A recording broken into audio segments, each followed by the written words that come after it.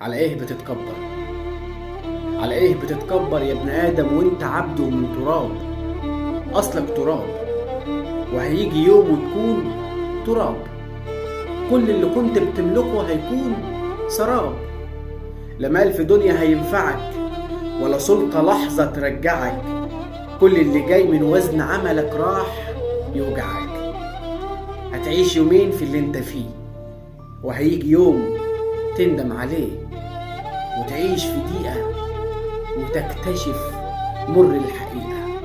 داين تدان، داين تدان، واللي عملته في البشر هيجيك في يوم وهتنكسر، وتعوز لحد يداوي قلبك، ومش هتلقى إلا ربك، وتقول يا رب غلطان يا رب، غلطان يا رب، والذنوب ملياني كلي، انت عاوني.